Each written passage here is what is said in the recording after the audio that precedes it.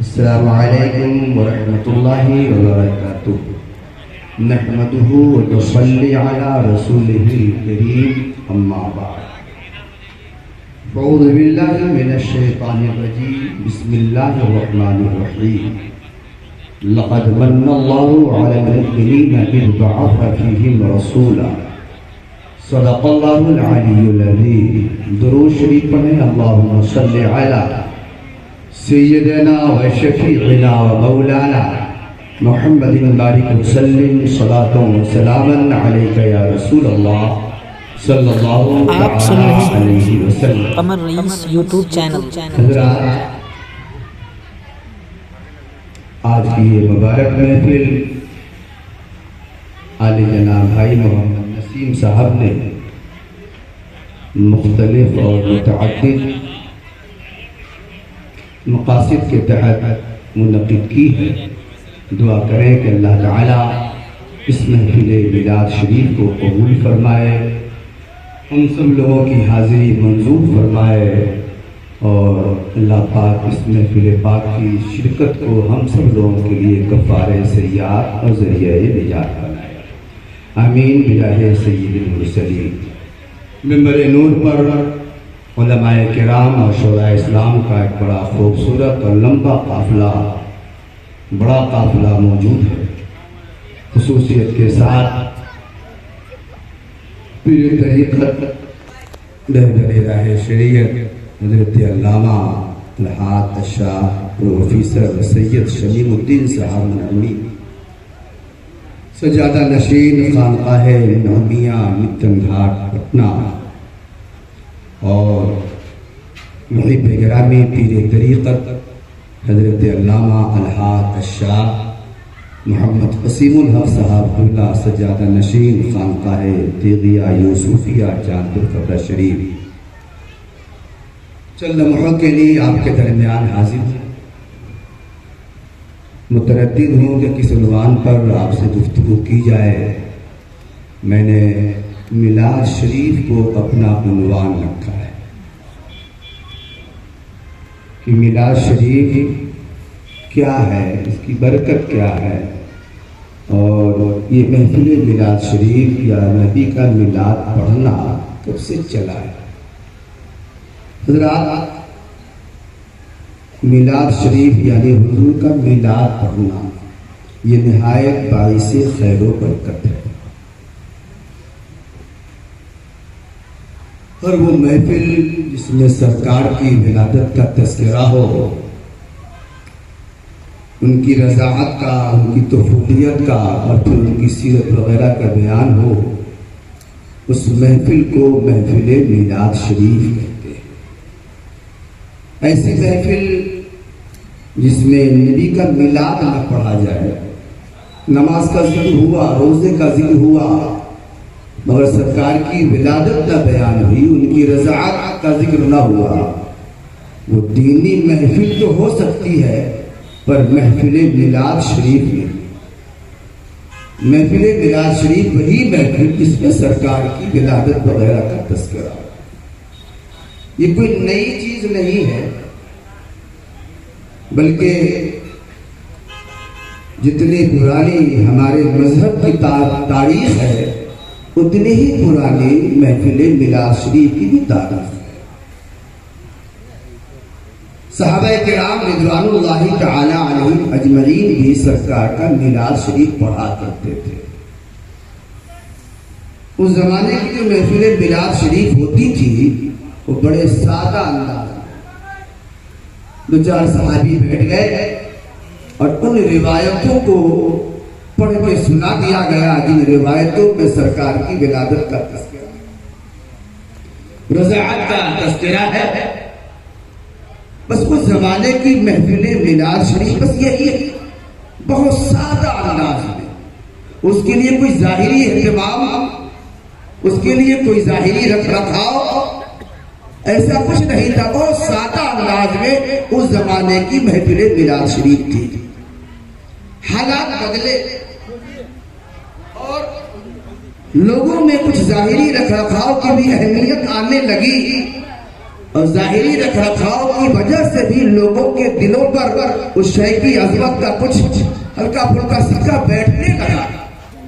تو علماء کرام رحمہم اللہ نے یہ حکم دیا کہ اب سرکار کا میلاد سادہ انداز میں نہیں بلکہ اہتمام کے ساتھ، اس کو ظاہری اہتمام لاؤ رکھ رکھاؤ کے ساتھ، کیونکہ اب لوگوں کے حالات بدل گئے ہیں. وہ ظاہری رکھ رکھاؤ کی وجہ سے بھی شے کی عظمت کا قد ناپا کرتے ہیں. اس لیے ظاہری رکھ رکھاؤ اور اہتمام و انصرام کے ساتھ سرکار کا میلاد پڑھو تاکہ لگے کہ سرکار کے میلاد کی محفل. یہ ایسے ہی ہے جیسے حضور صلی اللہ علیہ وسلم کے زمانے میں اور آپ کے صحابہ کے زمانے میں آپ کے بعد جو مسجدیں بنتی تھی وہ بڑے سادہ انداز میں بنتی تھی. نہ اس زمانے میں مسجدوں میں گنبد ہوتا تھا، نہ مینار، نہ کوئی ڈیزائن، بلکہ خود اللہ کے رسول صلی اللہ علیہ وسلم نے حدیث شریف میں فرمایا کہ اپنی مسجدوں کو سادہ بناؤ، پختہ نہ بناؤ، سادہ بناؤ. دیواریں گھیر دو، چھت ڈال دو، ہو گئی. چونکہ صحابہ کے دل بڑے صاف ستھرے ہوتے تھے، وہ ظاہری رکھ رکھاؤ پہ نہیں جاتا. وہ ظاہری عظمت ان کے دلوں پر کوئی اثر نہیں ڈال سکتی تھی. اتنے صاف ستھرے لوگ وہ شے کی عظمت، شے چاہے کس انداز میں ہو، شے کی جو حقیقت و عظمت ہے وہ ان کے دل میں رکھی بسی. مسجد نبوی کھجور کی شاخوں کی بنی ہوئی تھی، مگر صحابہ نے جو مسجد نبوی کی اہمیت سمجھی، آج وہ اہمیت و عظمت ہمارے تو ظاہری رکھاؤ کا طرف نہیں. لیکن جب حالات بدلنے لگے، مادیت کا کچھ زور ہونے لگا، تو علماء کرام نے یہ فتویٰ دیا کہ نہیں، اب لوگوں کے مکانات اچھے بن رہے ہیں، اونچے مکانات بن رہے ہیں، خوبصورت بن رہے ہیں، اس لیے خدا کا گھر بھی اب اونچا اچھا بناؤ، خوبصورت بناؤ. علماء نے جب یہ بات کہی تو کچھ علماء نے تنقید کی، اعتراض کیا کہ صحابہ کے زمانے میں تو مسجد تھی سادہ انداز میں، کچی مسجدیں بنتی تھی. آپ یہ حکم کیوں لگاتے ہیں کہ خدا کا گھر اچھا بنایا جائے، عمدہ بنایا جائے، اونچا بنایا جائے، مضبوط اور پختہ بنایا جائے؟ صحابہ کے زمانے میں تو ایسا نہیں تھا. تو علماء نے یہ جواب دیا کہ اگر صحابہ کے زمانے میں مسجدیں کچی ہوتی تھی تو لوگوں کے مکانات بھی کچے ہی ہوتے تھے. کچے مکانات کے بیچ میں اگر خدا کا گھر بھی کچا رہے تو کوئی دقت کی بات نہیں ہے. لیکن اب لوگوں کے مکانات عمدہ اور پختہ خوبصورت بننے لگے ہیں، تو عمدہ اور خوبصورت مکانات کے بیچ میں خدا کا گھر کچا رہے تو بظاہر ظاہری عظمت گر جاتی ہے. اس لیے اب حالات کا تقاضا یہ ہے کہ خدا کا گھر بھی خوبصورت بناؤ، اچھا بناؤ، تاکہ ظاہری عظمت دیکھ کر بھی خدا کے گھر کی عظمت کا اثر دل میں آئے. حضرات گرامی، اسی وقت سے میلاد شریف کی محفلوں میں اہتمام ہونے لگا. میں سمجھتا ہوں اسی مسلمانوں کے میلاد شریف کے حوالے سے اسی اہتمام کا اثر تھا کہ کسی زمانے میں میلاد شریف کی محفلوں میں موم بتیاں جلتی، مقصد روشنی بھی ہے، مگر آج ہی بہت سے علاقوں میں الحمدللہ روشنی کی دقت نہیں ہے، پھر بھی موم بتیاں جلتی ہے. وہ روایت باقی ہے، اسی ظاہری اہتمام کا بھی لگا ہے. اگر بتیاں جلتی ہے، پھول وغیرہ کا انتظام ہوتا ہے، ظاہری رکھ رکھاؤ کا انتظام ہوتا ہے، اسی اہتمام کا اثر ہے. بلکہ ہم کو ایک صاحب نے یہ بتایا کہ پہلے زمانے میں جو محفل میلاد شریف ہوتی تھی، اس زمانے میں میلاد شریف کی محفل کے بغل میں ایک چوکی بھی رکھی جاتی تھی جس پہ بالٹی میں پانی اور کچھ لوٹے رکھے جاتے تھے. میں نے پوچھا اس کا مقصد یہ تھا کہ لوگ آئے تو وضو کر کے محفل میلاد شریف میں وضو کر کے میلاد شریف میں بیٹھے. تو یہ ہمارے یہاں محفل میلاد شریف کا اہتمام الحمدللہ میلاد شریف کے حوالے سے ایک ملک ہندوستان ہی نہیں، پوری دنیا میں کہیں کوئی اختلاف نہ تھا. اگر ایک قد کا کوئی کوئی اختلاف پہلے کے عالم نے کیا، اسی زمانے میں اس زمانے کے علماء نے ان کا پورا بھرپور جواب دے دیا. تو میراث شریف کے حوالے سے کبھی کوئی اختلاف نہ رہا. خاص کر ہمارے ملک یعنی ملک ہند میں یہ مشترکہ جب پاٹ ہوا نا، سب ملا کر بر صغیر میں میراث شریف کے حوالے سے لوگوں کی عقیدتیں بہت تھی، محبتیں بہت تھی، اور اس میں کوئی اختلاف نہ تھا. میں ایک دو حوالہ میں آپ کے سامنے بڑی جلدی آپ کے سامنے عرض کروں. وقت کی قلت ہے، علماء بہت ہے، اور سارے حضرات کو تشریف لانا ہے اور اللہ کے رسول کے احکام وہ آپ کو سنائیں. کتنی بابرکت ہے. حضرت شیخ عبدالحق محدث دہلوی بہت بڑے عالم ربانی. علماء نے لکھا کہ یہ اصحاب حضور میں اصحاب حضور ایک اصطلاح ہے، وہ عالم ربانی جن کی روحانی طور پر روزانہ رسول اللہ کے دربار میں حاضری ہوتی ہے، ایسے کو اصحاب حضور کہا جاتا ہے. حضرت شیخ عبدالحق محدث دہلوی آپ کی لکھی ہوئی کتابیں نہایت معتبر مستند ہے، اور تقریباً تمام عقائد فکر کے یہاں آپ کی لکھی ہوئی کتابیں پڑھائی اور استناد کے حوالے سے پڑھی جاتی ہے، لکھی جاتی ہے، سمجھی جاتی ہے. حضرت شیخ عبدالحق محدث دہلوی بڑے پائے کے عالم تھے. کہا جاتا ہے کہ رسول اللہ کے حکم سے ہندوستان تشریف لائے، اور اس ملک ہند میں علم حدیث کی اشاعت کا صحرا سب سے پہلے اگر کسی عالم کے سر پر سجدہ ہے تو حضرت شیخ رحمت اللہ تعالی علیہ. آپ کی لکھی ہوئی کتاب ہے اخبار الاخیار، نیک لوگوں کا تذکرہ، اچھے لوگوں کا تذکرہ.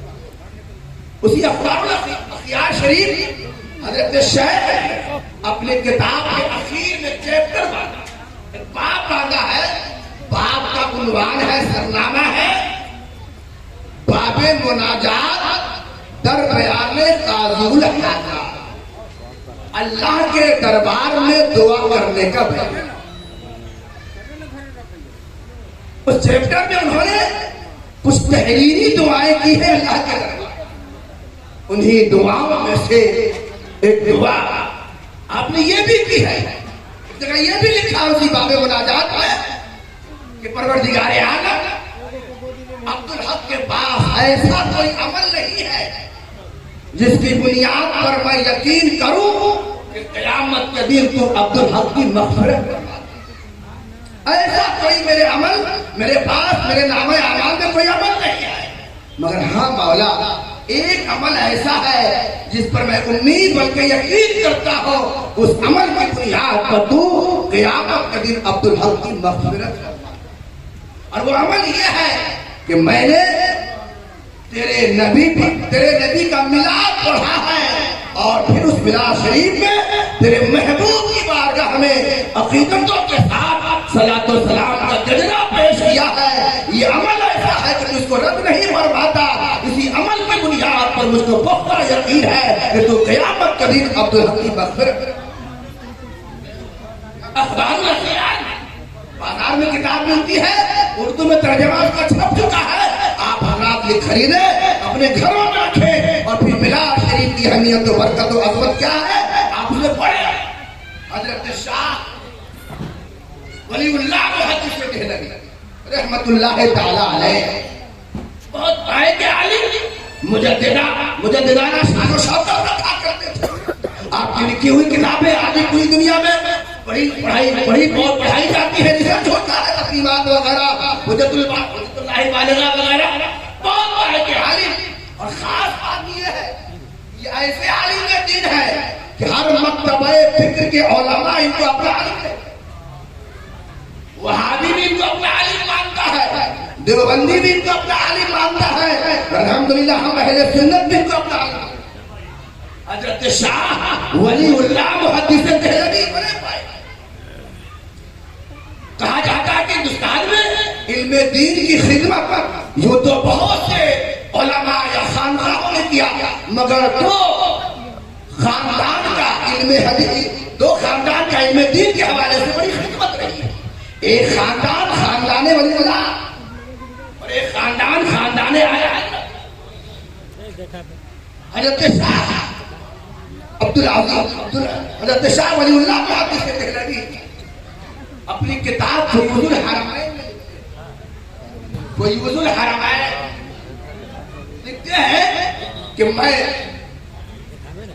حج کرنے گیا مکہ شریف، حج کے بعد میں مکہ شریف ٹھہر گئے، یہاں تک کہ ربیع الاول شریف کا مہینہ آ گیا۔ اس زمانے میں پاسپورٹ وغیرہ کا معاملہ نہیں ہے، یہ تو انگریزوں کی سازش ہے کہ اب آپ کو ہزار بار ظلم ہو مگر رہنا یہی ہے، جانے سکتے گویا کہ ہجرت کا بھی راستہ انہوں نے توڑ کر ایک ایسی سازش۔ اس زمانے میں کوئی پاسپورٹ وغیرہ کوئی ویزا وغیرہ کا معاملہ نہیں تھا، جو آدمی جہاں چاہتا جا سکتا رہ سکتا تھا۔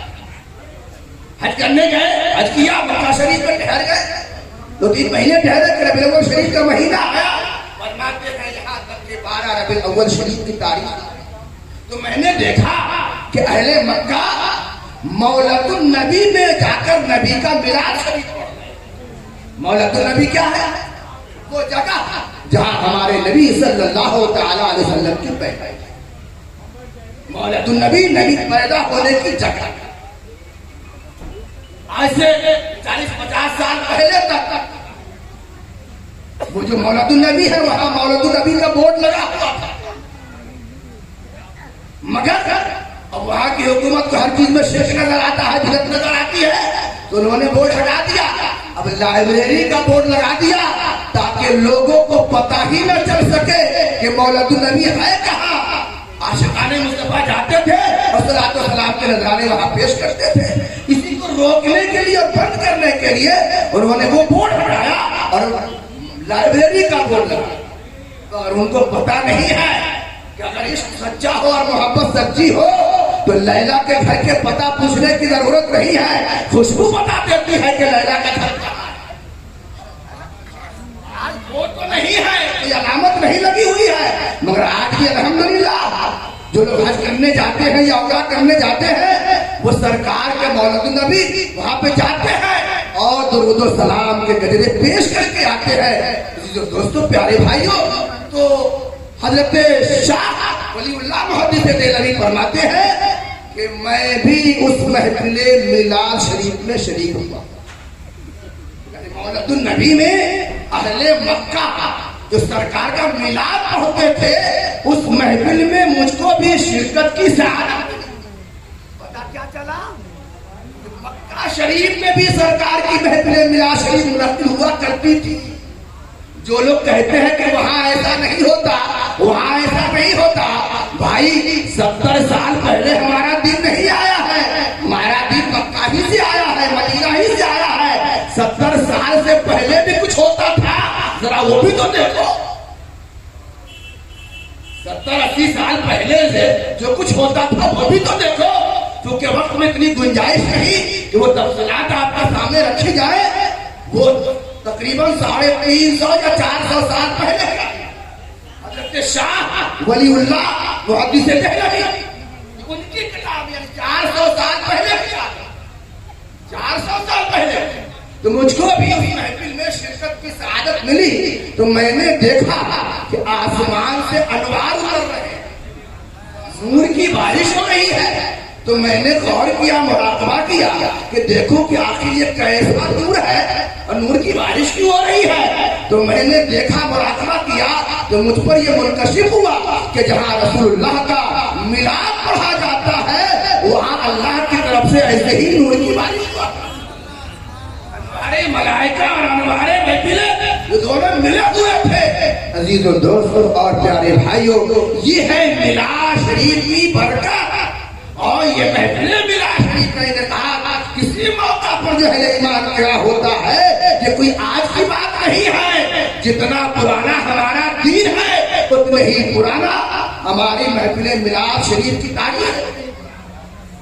جب سے دین چلا ہے تب سے یہ تاریخ ہے۔ ہاں، حالات کے اعتبار سے، زمانے کے اعتبار سے کچھ تغیرات ہوتے رہے ہیں، مگر تغیرات ظاہری تغیرات کی وجہ سے شے کی حقیقت بدل نہیں جاتی ہے اور شے کی حقیقت پر بھی فرق نہیں پڑ جاتا ہے. تو جس طرح اس زمانے میں ملا شریف کی محفلیں آج بھی ہے، آج حالات زمانے کے اعتبار سے کچھ تبدیلیاں آئی ہیں، یعنی اہتمام ہونے لگا. اس کا یہ تو مطلب نہیں ہے کہ یہ شے غلط ہو گئی، یہ شے غلط ہو گئی. نہایت محفل ملا شریف نہایت باعث خیر و برکت ہے. اللہ تعالیٰ ہم سب لوگوں کو، ہم سب لوگوں کی حاضری قبول فرمائے اور ملا شریف پڑھنے کی جو برکتیں ہیں اللہ پاک صاحب خانہ اور ہم تمام لوگوں کو ان برکتوں سے مالا مال فرمائے. السلام علیکم ورحمۃ اللہ وبرکاتہ. استغفر اللہ ربی من کل ذنب واتوب الیہ. لا الہ الا اللہ محمد رسول